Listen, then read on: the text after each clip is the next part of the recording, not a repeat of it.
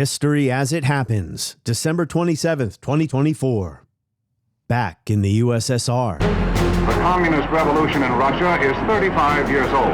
Its living god is Joseph Stalin. Once again, the Soviet Union, demonstrating a colossal contempt for the opinion of mankind, has resorted to brute force to keep a satellite nation under control. Massive Soviet military forces have invaded the small, non-aligned, sovereign nation of Afghanistan. The man who took charge within hours of Konstantin Chernenko's death represents a new generation. Делаем эти первые шаги в этом направлении. Get used to the name, Mikhail Gorbachev. Объединяя наши усилия. And by this evening, he had charmed politicians and the people of the capital alike. Soviet President Mikhail Gorbachev has been removed from power, and there are tanks now in the streets of Moscow. After 6.5 years in power, Mikhail Gorbachev confirmed his resignation on television tonight. I'd like to express on behalf of the American people my gratitude to Mikhail Gorbachev. The new power broker, Russian President Boris Yeltsin. One expert today predicted 140 million Russians will soon be living below the poverty line. But I don't believe anyone could ever have doubted that there would be obstacles on Russia's road to a vibrant economy and a strong democracy. On a Christmas day more than 30 years ago, the final curtain came down on the USSR. The West welcomed the collapse of Soviet communism, prescribed shock therapy, and dreamt that capitalism and democracy might flourish in the new Russian Federation. Instead, the 1990s were a disaster, leaving some wishing they were back in the USSR. If there is still Cold War triumphalism, what does the West get wrong about its victory? That's next as we report history as it happens. I'm Martin DeCaro. Well, actually, the very reason that made the West celebrate was arguably a reason for Russia to despair over. The Cold War enemy was dramatically weakened. Its military might was diminished quite substantially, its economic might as well. This gave a reason for those in the Western world, and first and foremost in the United States, to rejoice.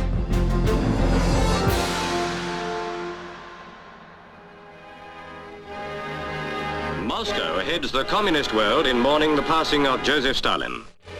From a saluting base on Lenin's tomb, he reviewed each year on Red Army. In grainy black and white, this British Pathé newsreel marked the death of a Soviet tyrant.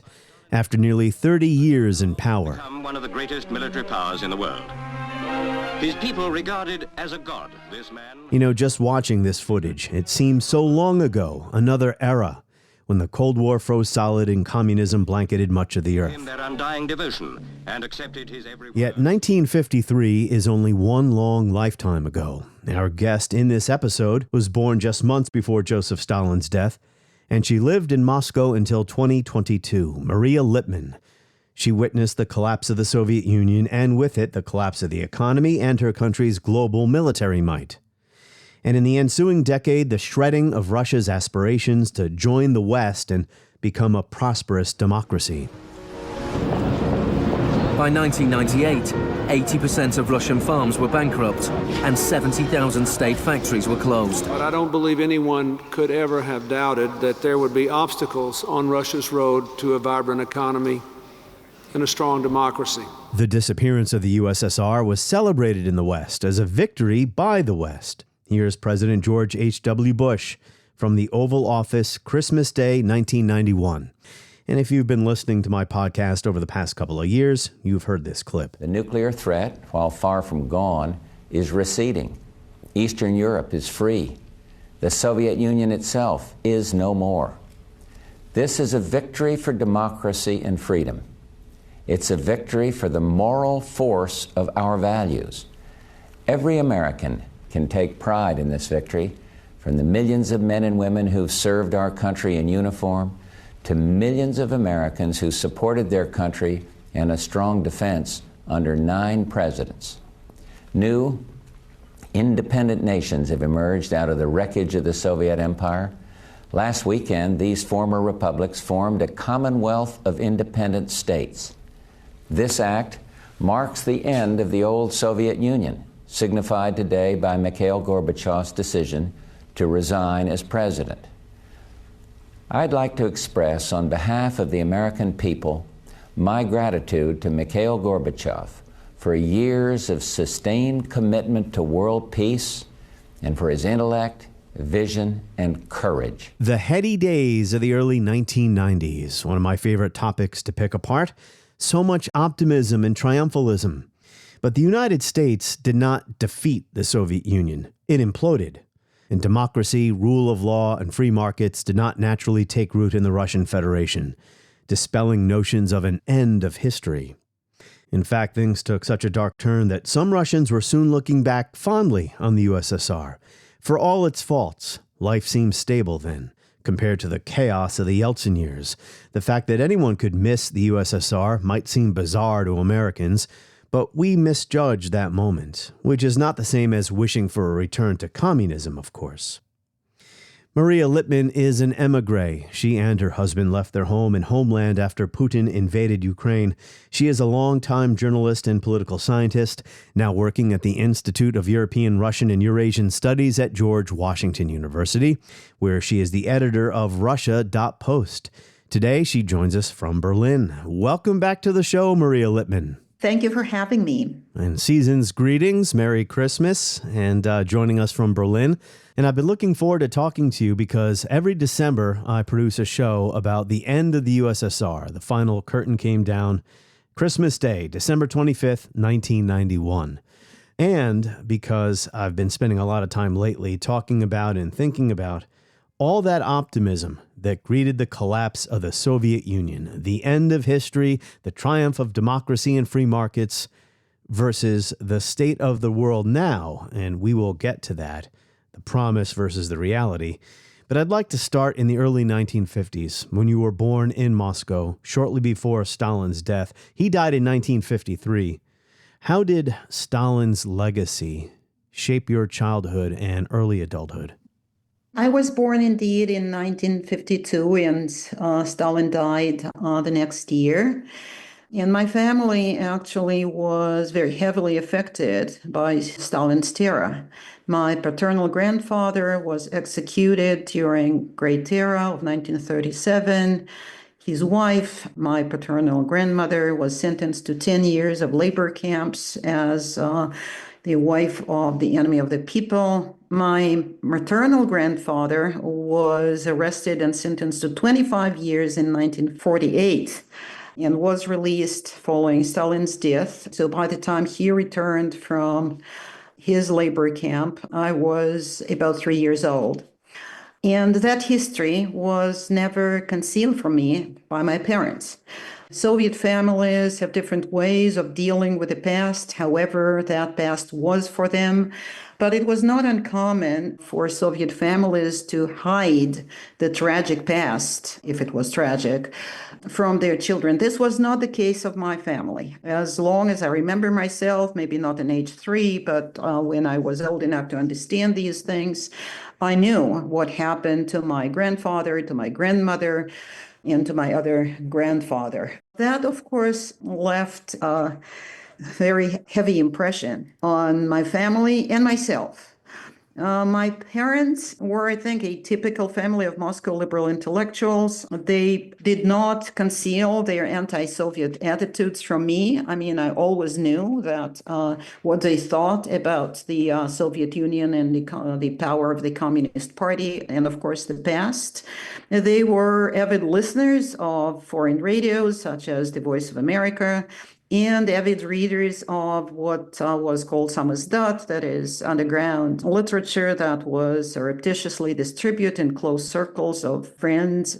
And of course, also what was referred to as tamizdat in those days, published elsewhere, literature smuggled from the West. So all of that was my background as I was growing up, and I was listening to those radios with them, of course, not every day, but sometimes, and reading with them. They shared with me illegal reading, this illegal literature, that there was always something at home that we were reading.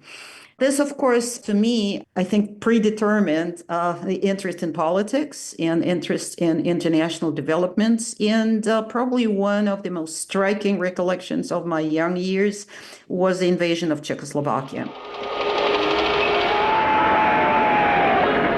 These films show various scenes in Prague today. Czechoslovak television was still in operation, and the films are relayed to the United States via satellite. The young people of Prague sitting down in the path of Soviet tanks. 1968, I remember the shock. I was 16. I was with my parents on vacation. This was August of 1968, and I remember listening to the radio. I remember the grim mood. I remember the sense of distress, of deep distress over what happened. And that was under Brezhnev. Khrushchev was already out by then. And that was the yes, indeed. That was the Brezhnev doctrine, right? That was the Brezhnev doctrine, to use force to put down, well, an uprising like what was happening in Czechoslovakia. They wanted a better form of socialism, right? The protesters. Yes, indeed. That was what was referred to as Prague Spring. Reformists, still within the communist system, still within the what was referred to as the socialist or Soviet camp. But the leadership of Czechoslovakia and lots of people, activists and their supporters in Czechoslovakia were moving toward something that was a softer regime. And of course, this was not something the Soviet Union, Brezhnev's government would put up with. I have Sheila Fitzpatrick's book here, Everyday Stalinism, which is more about the 1930s than the late Stalin period. But she says popular attitudes toward the regime during Stalin's time ranged from passive acceptance to cautious hostility. So people were not entirely subservient, but they had to be very careful when taking risks. I'm not even talking about dissent, taking risks just to try to make a better life for yourself on a day-to-day basis, because regime terror had been so arbitrary and brutal. When you were a child and after Stalin exited the stage, mercifully, did you still live in fear? Did your family still live in fear? You said your parents were intellectuals. Did they feel like they could express themselves a little bit more publicly about the state of things under Khrushchev, who had denounced Stalin in 1956? Of course, fear was always present because we as a family kept close track of the developments of arrests and trials of dissidents. My parents were never dissidents. They were really keen on knowing what was going on and, of course, deeply sympathetic to the cause of the dissidents. But fear was present, and fear was, I'm sure, what prevented my parents from being more active, and I would say the same was with me. I never ventured to become a dissident or even come closer to those circles. My parents and myself belonged to this rather broad, relatively broad circle of people who sympathized, who thought it was their duty to at least be aware of what was going on, what was happening to every particular dissident, every next arrest and trial and interrogation, and dissidents being confined to psychiatric asylums. But to join, to get more active, was too dangerous. Unless one wanted to risk their freedom, people refrained from being actively engaged. So fear was definitely present. And when I was enough of an adult to have my own friends who shared with me, now not my parents, but my friends also sharing some of that literature with me, I tried to make sure my parents wouldn't know because I thought this would put them to unnecessary risk. It was one thing what they chose to do themselves. It was quite another matter for me to expose them to the risks associated with my relations with my friends and my circle of people who probably sometimes were less cautious than I was myself. Just by having the wrong book in your possession. Is that what you mean? Well, there were wrong books and wrong books. Some wrong books would probably be okay and would only result in, if discovered, would result in a summons to the KGB and what they called actually prophylactic discussions or prophylactic meetings in which they would persuade people not to do this again, basically warning them that next time it will not be about a discussion or a conversation, but about something more serious. But there were also books such as Alexander Solzhenitsyn, Gulag Archipelago. If discovered, it could end up in an arrest. And especially if one was exposed of disseminating these literature or copying those literature, because of course this was way before all the modern equipment, and the way some of that was distributed was by making typewritten copies. So whoever was involved in actually producing and distributing could get in very serious trouble, and many people did. So by the time the mid-'80s roll around and Gorbachev becomes general secretary, that's 1985, before he begins implementing his reforms, what was day-to-day life like for you in Moscow, in the Soviet Union, in terms of economics, making a living? Because during the Brezhnev period, I don't want to call it the golden age of Soviet prosperity, but there was at least some stability, right? And living conditions improved to a degree. It was about stability, capital S. And actually, the capital S can stand for stagnation, which is a common term used to describe that period. So stability to some, stagnation to others, mostly to outside observers. But stability was there, and the 70s were a time of relative prosperity for the Soviet Union. And actually, of course, stability was appreciated even by those people who actually realized the nature of the autocratic regime that the Soviet Union was, were very well aware of the events such as the invasion of Czechoslovakia and the arrest of dissidents. Still, everyday life is everyday life. Unless you are a dissident yourself, there are other things to distract you or to keep you busy with. And especially when you're a young person, my parents met in 1940s, and I remember asking them, what was it having between the two of them 3 parents who were repressed and one even executed? But at a young age, of course, they met, they fell in love, they got married, they had friends, they got together, they sang songs. Normal life goes on anyway. In my time, of course, was by far not as scary as their lives were. And as a young person, of course, I had fun. I was a student at the Moscow State University, easily the best educational institution in the Soviet Union. Gorbachev and his wife both went there. Yes, indeed. So while being constantly aware of what the Soviet Union was politically, I wouldn't say that my life was a nightmare. It was certainly not. And it was in many ways normal, and also because I didn't know anything else.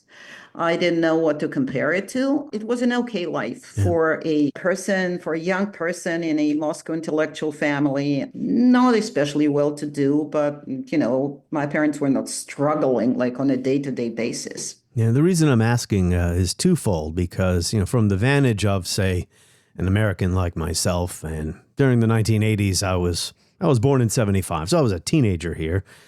And I was looking at the Soviet Union probably like, well, what a horrible place to live. It's a prison and everybody is poor. And also, the other reason I'm asking is because, I'm trying to lead into the fall of the Soviet Union and then how you felt in the 1990s looking back at it. People in the 90s would look back on those mid-'80 years before the slow collapse begins to say, at least we had something then. It wasn't all so bad. It's not as bad as it was in the, say, late 1990s when the economy collapsed. So I guess that's what I'm getting at. I think you're asking a very important question, because what life feels for you when it is unfolding around you and what it looks in retrospect are two very different things. It was common for people in the Soviet Union to grumble.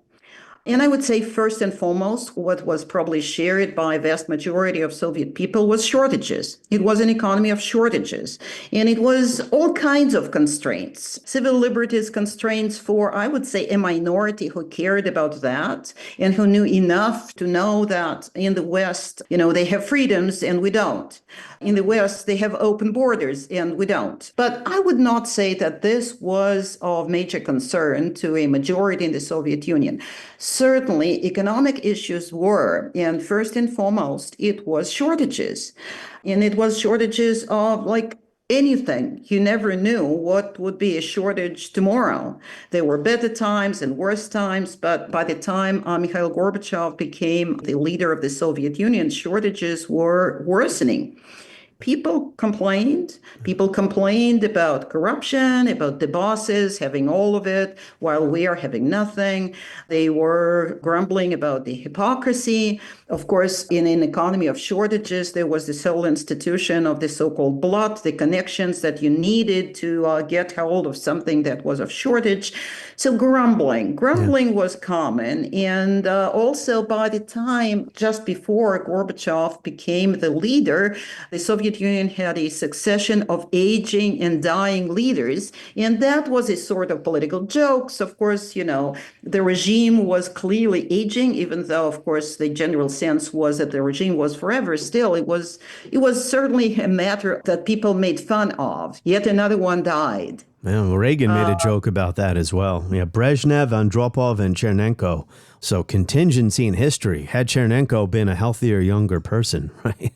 Who knows if Gorbachev would ever have become the general secretary. You were referring to the stagnation there, and that was a Gorbachev priority. He understood he had to do something to improve the everyday lives of his people.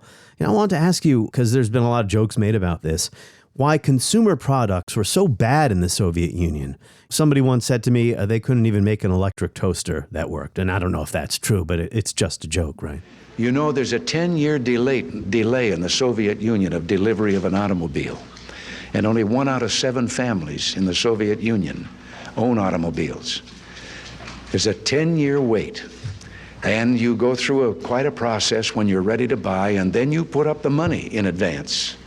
And this happened to a fellow, and this is their story that they tell, this joke, that this man, he laid down his money, and then the fellow that was in charge said to him, okay, come back in 10 years and get your car. And he said, morning or afternoon?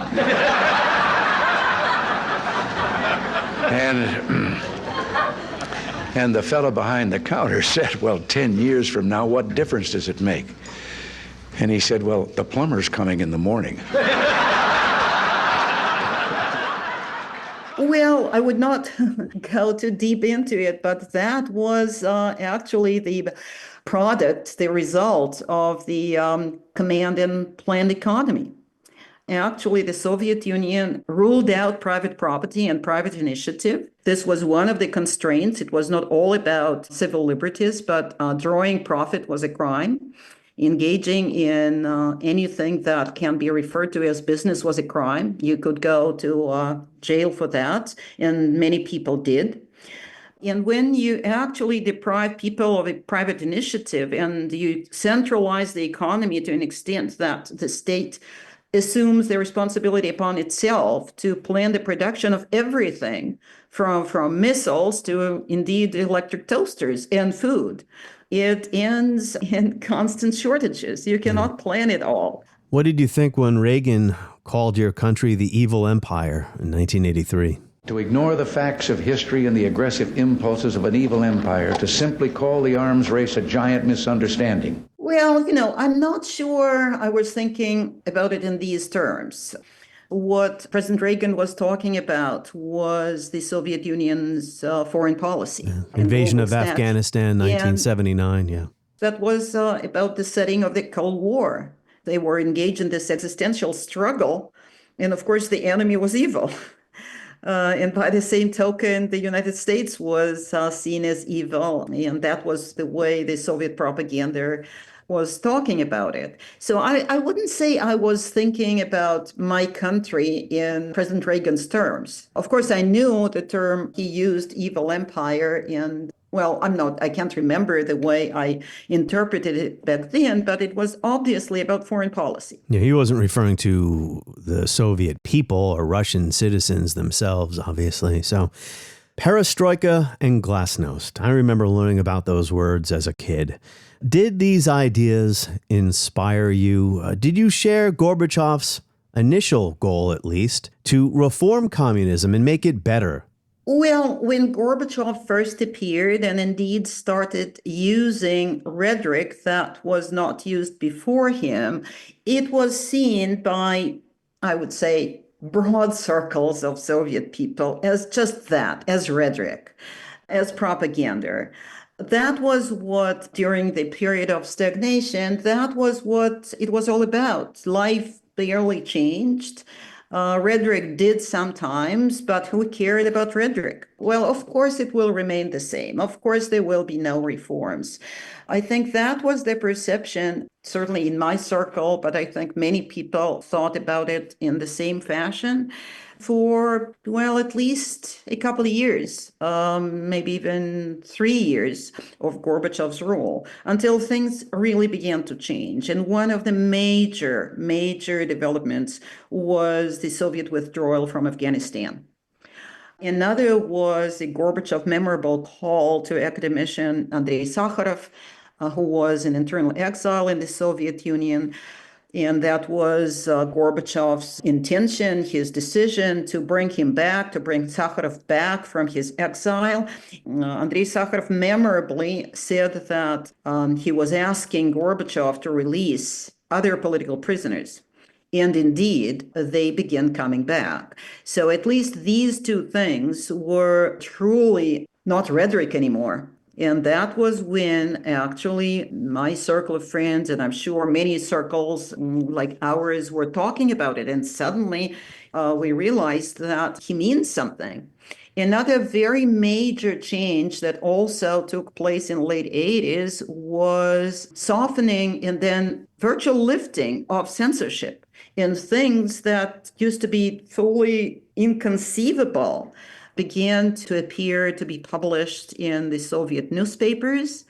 And before too long, it came as an avalanche. And typical scene from late 80s was a crowd of people reading a newspaper pinned up to a stand outdoors. So there were not enough papers for everyone, and people would be reading those papers, crowding around those stands, half believing what they were actually reading. Yeah, that's right. It's not Pravda anymore, I guess, right, with the party line. So did you interpret these political reforms, because, well, the economic reforms didn't really work very well at all, actually made the situation worse. But did you interpret these political reforms as something positive that might reform communism for the better? Or did you think that communism, if not the Soviet Union itself, that communism actually might go away and you might have something different? Well, actually, Gorbachev was talking about economic reforms as well. And to some people, just as for me, signs of incoming freedom were the most important thing. For some people, it was the signs of economic freedoms. And there were tentative laws that Gorbachev passed that actually somehow interfered with the planned economy. Cooperatives were economic cooperatives. People could come together and form something that was not yet called business, but were actually incipient businesses. To some people, that was what mattered. No, I do not think that I believed that communism can be reformed.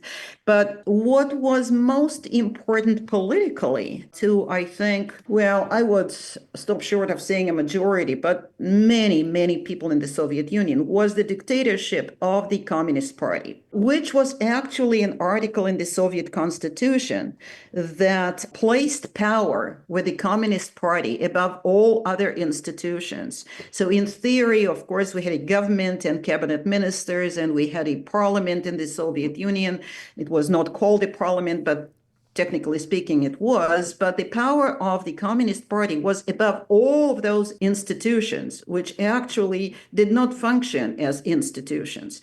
So the dictatorship of the Communist Party was what people demanded an elimination of. Remove this article from the Constitution. That was, I think, what brought lots and lots of Soviet people together. We no longer want the Communist Party to be the ultimate boss of every issue, from ideology to economics. The most important title for Gorbachev or any Soviet leader wasn't president or prime minister. He was the general secretary of the party. So did you want to live in a democracy during those late 1980s, early 90s, before the final collapse? Was democracy on your mind? Here, I would not even talk about myself. That was on everybody's mind. Democracy instead of a one-party rule. Well, dictatorship is probably too grand a word, and the Soviet Union was not a dictatorship at that time, but it was certainly an autocracy, and the Communist Party held sway over every aspect of life, and people wanted an end to that, and people wanted elections. Actually, elections began even before the collapse of the Soviet Union. Of course, the situation was chaotic, but there was clearly an interest to a multi-party system, popular elections, so that it would not be just the Communist Party as the ultimate boss, but would be people's power. There emerged something that was maybe a forerunner to a new parliament.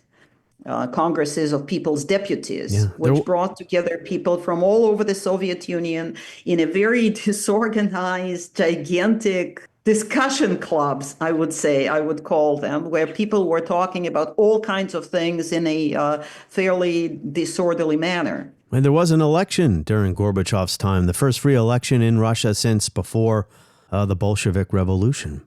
Yes, indeed. Yes, indeed. You know, they were incipient forms of those institutions. Yeah. Everyone on the ballot had to be a communist, but at least you had a choice. Maybe the Communist Party should divide within itself and form two or maybe more different parties, and they should compete.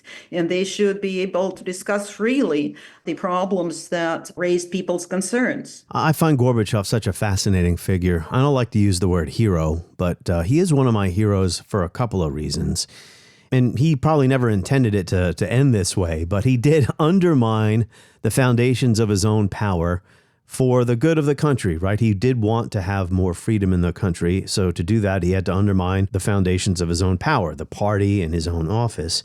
And also because he, for the most part, did not resort to force to keep the Soviet Empire, if you will, together. But, you know, he was not popular within the Soviet Union by the end. He was popular in foreign capitals. He was a celebrity in the United States, I remember. But I'll just share with you a paragraph from Ian Kershaw's book, The Global Age, which is a study of Europe from 1950 to 2017. He's talking about the economic disintegration of the country that reached its worst point in 1991 because of the failure of Gorbachev's reforms. Kershaw writes, compared even with 1990, itself a year of misery, production fell drastically in 1991, and the budget deficit rose equally alarmingly. There were shortages of consumer goods and fuel. Food prices doubled. Unsurprisingly, popular support drained away from an increasingly hapless Gorbachev, whose plan for economic recovery proved a sorry failure. Well over half of Soviet citizens, according to an opinion survey in autumn of 1990, said their lives had become worse under Gorbachev. Only 8% thought they had improved. Were you among the 8% who thought things had gotten better, or were you among the most of the people who thought things had gotten worse? Well, Gorbachev was certainly a celebrity, especially in Europe and especially in Eastern Europe, because he let go of the territories that were, for all practical purposes, occupied by the Soviet Union. The Soviet Union had its troops in the territory of the so-called socialist camp countries. So when he let them go, he was a hero there, and he was a hero in Western Europe, certainly not in the Soviet Union. And you mentioned a very important turning point when you said that he almost did not use force. In early 91, he used force against those former republics, well, now former, then still republics of the Soviet Union, namely the Baltics, which actually demonstrated very strong determination to secede. And he used force. To me and many people like myself, the moment of ultimate disillusionment. And we could not support Gorbachev anymore. And actually, that was the beginning of the dissolution of the Soviet Union. He did not actually go too far when he realized that the resistance to the center and to the use of force from Moscow did not make people in those Baltic republics to surrender and to accept defeat. He actually stopped the military operation. Yeah. At that point, he was already disoriented. It was not quite sure whether he was with reformers in the Soviet Union who wanted to go farther than he was prepared to do, he did not want to be together with the hardliners. So by that time, he was confused. And this prepared actually what happened to him later. I would say, it was an infinitely interesting and exciting time. I have to admit that we in Moscow were privileged economically in many different ways, and we did not suffer the deprivations to the same extent that people did elsewhere. But my broader circle of friends and acquaintances, of course, enjoyed the fact of constraints being lifted. Things were in motion, and it was no longer a sense that this is going to be forever. It was anything but stagnant. That kept many people, but certainly still a minority in the Soviet Union, kept them enthusiastic and hopeful. So how did you feel when the USSR disappeared? We're not just talking about the end of communism as a political or economic system. Your country, the only country you had known, had lived in, right, is now no longer. I know how you feel about it now. How did you feel about it at the time? I don't think that the dissolution of the Soviet Union was something that we anticipated. There was turmoil. There was a sense of change. There was a sense of things falling apart in many different ways, including economically. But there was no sense of the end of the Soviet Union and what it would mean. A very important event previously to the Soviet Union dissolution was the de facto secession of the Baltic states. There was a moment, probably, I would say a couple of years, a year and a half before the dissolution of the Soviet Union, when the idea that the Baltic states would actually secede no longer looked unrealistic. And that was in itself unimaginable a couple of years before that. So I would say maybe around 1989, there was the sense that they will no longer be kept within the Soviet Union. But then the events took such a hectic turn, beginning with this aborted use of force in the Baltics, and then a coup against Gorbachev. Some attempts by the hardliners to win the upper hand, and then, of course, the coup in 91. After that, it did not look like, the dissolution of the Soviet Union was but a step in this amazing chain of events. Did they want the Soviet Union to dissolve? Not really. This was not the terms that people used. It was about democracy. It was about freedom. It was about, no longer the dictatorship of the Communist Party. We're going to have a system in which there will be different parties. That was the conversation, not the dissolution of the Soviet Union. Listening to your remarks, it just seems like it was a head-spinning time. And how are you going to process all of this change that's happening so rapidly? Change, as you say, that was unimaginable just a few years before that. Yeltsin as well, he drove a nail into the coffin. Basically, Russia, if you will, seceding from within the Soviet Union. What was most important was that his popularity was growing. In the summer of 1990, he was elected, for all practical purposes, president of the Russian Federation within the Soviet Union, which was kind of strange because it used to be that all the power hierarchy was within the Communist Party. And now something entirely different was happening. So he was a powerful man, and he came together with the presidents of other constituent republics, and that was, not to go into detail, they agreed more or less that they would dissolve the Soviet Union. Yes. And this made Mikhail Gorbachev kind of superfluous, kind of an odd man out. When the Soviet Union was no more, this came as a complete surprise to some people who had not experienced the turmoil, for better or worse. To some in Central Asian republics, for instance, this came as completely unexpected, that they are no longer part of the Soviet Union. What does it even mean? Moscow is not our capital anymore. The ruble is no longer our currency. Where are we?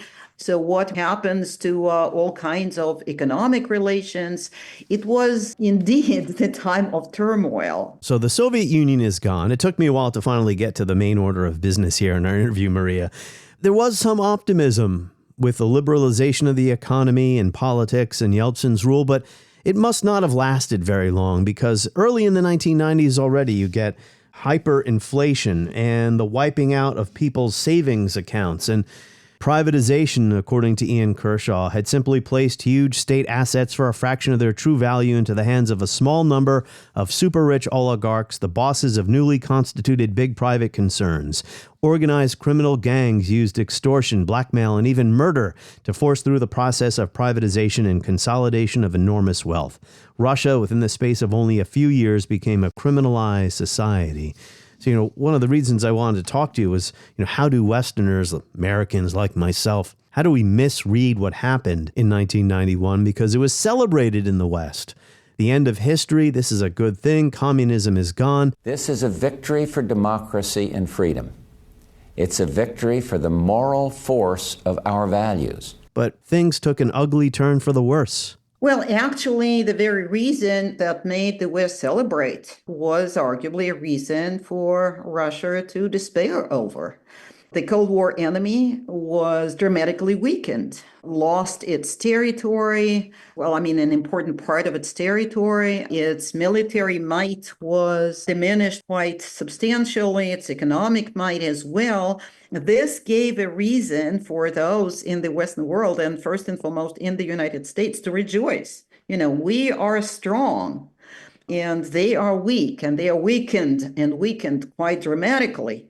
So I think if you look at it through this lens, it's clear that there was no reason to rejoice in the Soviet Union. People in the Baltic republics could celebrate secession because they were now independent, liberated from the regime that many of them thought of as an occupation regime. The same was partly true for people in Ukraine. There was part of that in places like Georgia or maybe Moldova, but not in Russia. We did not liberate ourselves from anyone. We just grew smaller and weaker. To people in Russia, I think overwhelmingly, the Soviet Union was Russia in a way. Yeah. And come to think of it, we were left with the same capital, same Kremlin. It was the same country, just smaller and weaker.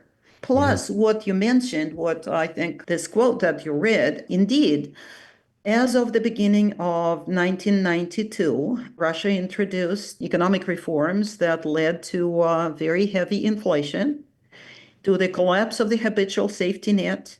Instead of stagnation, or call it stability, things were in flux. People were impoverished. The crime rate was up. It was a time of confusion, and it was a time when people who had gotten used, all they knew, they had secure jobs in the Soviet Union, right? Maybe not very high salary, but secure jobs. And they didn't have to work too hard, and they didn't have to make too difficult choices, like, if you were a doctor, a teacher, a lawyer, an engineer, you graduated from college, you were assured of a job, the government distributed housing, not very generously. Some people suffered, but in big urban centers, and especially Moscow, it was a reasonably comfortable lifestyle. Suddenly, the salary that you were paid only 1 year before could not buy you anything. You could no longer provide for your family. What happened was many people with higher education and reasonably okay Soviet jobs were forced to make very difficult choices they never actually prepared themselves for making, like finding a new job, finding a way to make some money on the side. People with engineer education and engineering jobs would become shuttle traders, that is, going to China or Poland or Turkey and in large bags bring back consumer goods and resell them in Moscow and other big urban centers.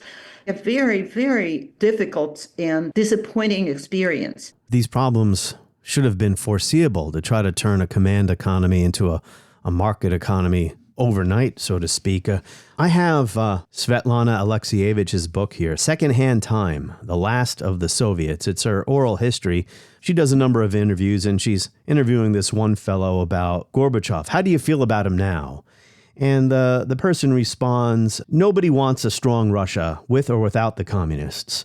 The world sees us as a storehouse that they can raid for oil, natural gas, timber, and base metals. We trade our oil for underpants. But we used to be a civilization without rags and junk. The Soviet civilization. Someone felt the need to put an end to it. The CIA were already being controlled by the Americans. They must have paid Gorbachev a tidy sum.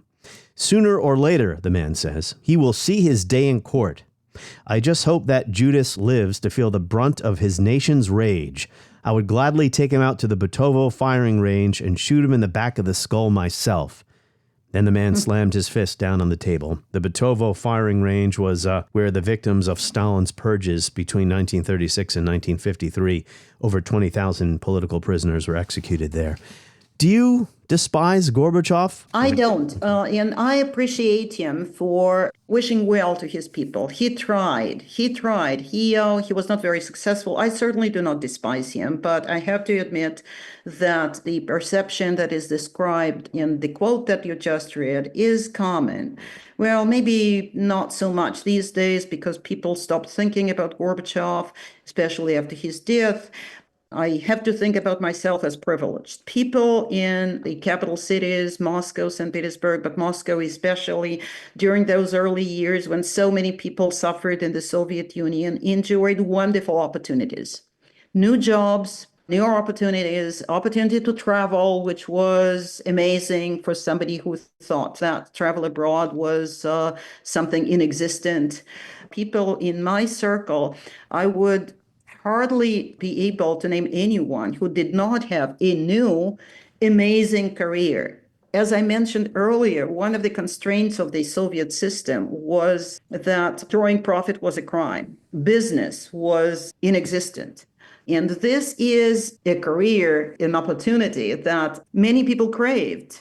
Right? This is a human pursuit, just one of the most important human pursuits. Suddenly, that was an opportunity, of course, for a minority. Enjoying the opportunities of the 90s, I was not thinking the way I'm thinking now about the majority in my country who actually had it so hard in those years. It was only in retrospect that I realized that it was just so very selfish to be enjoying my opportunities and not thinking about my compatriots. But, the post-Soviet Russia of the 90s was, in a sense, with reservations, in a fledgling democracy in that we had a multi-party election in 1993 and then another in 1995. But both years, using these terms with reservations, the ruling party, the incumbent party, lost in both those elections. People voted by a vast majority for opposition parties. It was Vladimir Zhirinovsky's party in 93, the nationalist buffoon with crazy rhetoric, but people chose to vote for his party rather than for the pro-Kremlin force. And in 1995, people voted for the Communist Party of the Russian Federation. Amazing. It a majority in the Russian legislature. There were those who benefited, but they were certainly a minority. It must break your heart to see Russia today looking a lot like the USSR of the pre-Gorbachev era, the Brezhnev era. War against the periphery, government repression of dissent. There is no free media, basically, anymore. Corruption. I don't know if you agree with that comparison, but certainly, the hope of the 1990s has been vanquished under Putin. Well, I would say there are more differences than similarities. You can find similarities if you're looking for them. And of course, it is an authoritarian country. No question about that. However, I would say more, especially if you are looking from a perspective of a person who lives in Russia. This is not an economy of shortages. That's very, very important. Russia remains, let's put it this way, of a market economy. It is a heavily centralized, state-controlled economy as far as big industries are concerned, and of course, natural resources, more and more so. However, there is still an opportunity to do business, and as long as this is a market economy, this is not a country that suffers shortages. So for a rank-and-file Russian, this is a huge difference. Yes. Russia still has open borders. The Soviet Union I lived in, you could not leave the country. You had to have to ask for a permission, and you would not be granted one until you were part of some privileged group. The internet, of course, not an achievement of today's Russia, but this has changed the world so much, including my country. And this keeps the country much more open. Tremendously more open than the Soviet Union was. So one can still do business in Russia if we're looking from a human perspective. And whereas the Soviet Union of the stagnation period had this sense of nothing is changing and nothing is going to change ever, this is certainly not the case in today's Russia. The Soviet Union, for all its autocracy and for all, the evil empire, if this is how you want to describe it, it actually was a country that rooted for peace. Not anymore. This is not what Putin's Russia is like today. The Soviet Union was guided by Marxist-Leninist ideology, which was a doctrine, a single truth theory, as it was referred to, which had to explain everything going on in the world, in science, in people's lives, etc. Well, today's Russia increasingly is drawing on ideological tools, but it doesn't have a doctrine. This is just to give you an idea. I can go on I agree. and on. I agree. There is no major ideology under Putinism, but go ahead, yeah. In the Soviet Union, we had a doctrine, it had a name. It pretended, it claimed the ability to explain the world, not just to discipline its people. And there was the ultimate ideological authority, which actually had the answers to all of those questions, what is right and what is wrong. This is not the case anymore, even though today's regime is drawing heavily on ideological instrument in pursuing its policy. So it's a different system, but of course there are similarities as far as the political system is concerned. And Putin also draws on Soviet history, the victory in World War II, to try to buttress support for what he's doing in Ukraine today. But your remarks there are really fascinating because it made me think of that quote I read, the old man who's angry about what has happened to Russia after the fall of the Soviet Union, how angry he was at Gorbachev. He talked, and a lot of the people interviewed by Alexievich talked about how, we at least had that idea, that mission, that civilization, Homo Sovieticus, the new man. Yet, at the same time, as you say, during the stagnation years, ordinary Soviet citizens didn't believe that they were moving toward the socialist utopia anymore. Who still believed in that anymore, other than maybe not even the party apparatchiks? So there is that contradiction there about how people remember something and how they felt about it while they were living through it.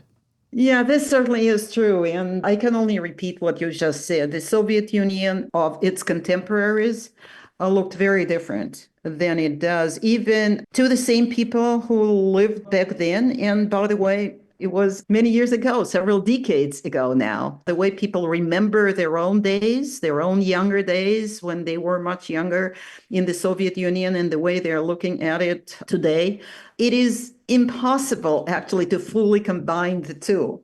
Not to mention that people talking about life in the Soviet Union today quite often don't have any experience with it. But even those who do have recollections that I think they would probably have been surprised by if they had been shown those recollections when they were still in the Soviet Union. Mikhail Gorbachev's revolutionary policies transformed the Soviet Union.